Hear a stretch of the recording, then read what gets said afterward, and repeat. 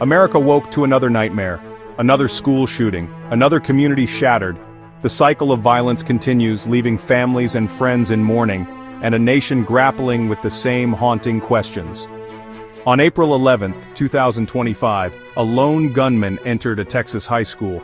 He opened fire, turning a place of learning into a scene of chaos and terror. 9 students and 1 teacher were killed. The shooter, 17-year-old Aiden, lives cut short, dreams shattered, and a community left to pick up the pieces. A name etched in infamy. Aiden's actions have left an indelible mark, a scar on the collective memory of the nation. This wasn't just a tragedy, it was a devastating blow to the heart of a community, a stark reminder of the fragility of life. It was a systemic failure, a failure of policies, of protections, and of the very systems meant to keep our children safe. A failure that demands answers. The community, the nation, demands accountability and change. This wasn't the first school shooting, the list of victims grows longer, each name a testament to our collective inaction. It won't be the last. Unless we confront the root causes, we are doomed to repeat this cycle of violence. But this time, we need to do more than grieve. We need to take action, to turn our sorrow into a catalyst for change. More than offer thoughts and prayers, we need to demand real solutions, real reforms. We need to face the uncomfortable truth about our nation's addiction to guns. The easy access to firearms is a significant part of the problem, and our collective inaction in the face of this epidemic. It's time to break the cycle, to protect our children, and to ensure that no more lives are lost to senseless violence. Aiden didn't just snap, the signs were there. Red flags ignored. He was a troubled kid, posting photos of guns online, writing violent messages. Classmates were scared, teachers too. They reported him, multiple times, but nothing happened. Why? His family had an arsenal at home, over 10 firearms, unsecured, easily accessible. Aiden never got the help he needed.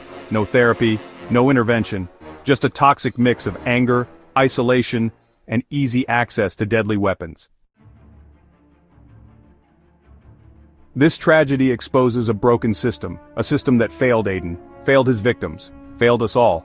The family, the school, the justice system, all played a part. Aiden's family ignored the warning signs. The school dismissed the concerns.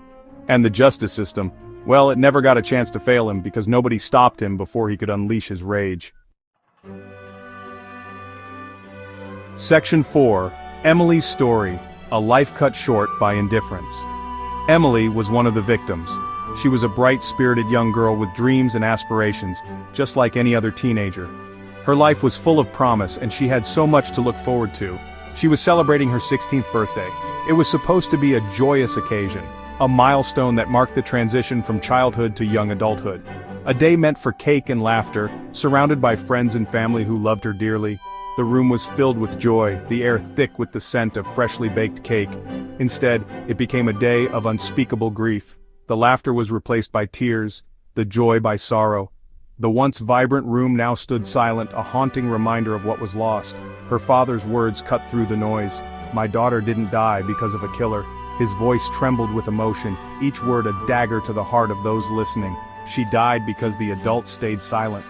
The crowd stood in somber silence, each person grappling with the weight of those words, the heavy burden of collective guilt.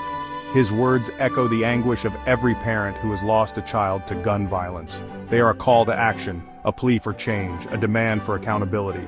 They are a searing indictment of our collective failure to protect our children.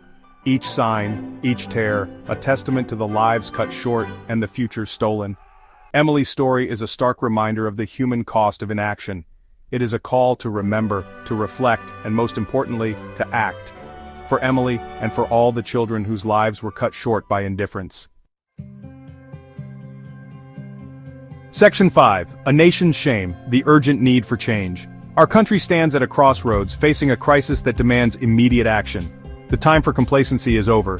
This isn't just about Aiden, it's about every child, every parent, and every community affected by senseless violence. It's about the countless lives disrupted and the dreams shattered. It's about the system that created him. A system that has normalized the presence of firearms in our daily lives, making them as accessible as groceries. A system that allows easy access to firearms, often with minimal background checks and regulations. This ease of access has dire consequences. A system that fails to provide adequate mental health care. Mental health services are underfunded and understaffed, leaving many without the help they desperately need. A system that prioritizes the rights of gun owners over the lives of children. We need change. Real change. Change that protects our most vulnerable and ensures their safety. Not just thoughts and prayers. These words have become hollow, repeated after every tragedy without leading to meaningful action. We need stricter gun control laws. Laws that close loopholes and enforce comprehensive background checks. Laws that limit access to high-capacity magazines and assault weapons. We need to invest in mental health resources. Providing support and care for those in need can prevent many tragedies before they occur. We need to hold our elected officials accountable for their inaction. They must listen to the voices of their constituents and act in the best interest of public safety. This is a national shame, a stain on our collective conscience that we can no longer ignore.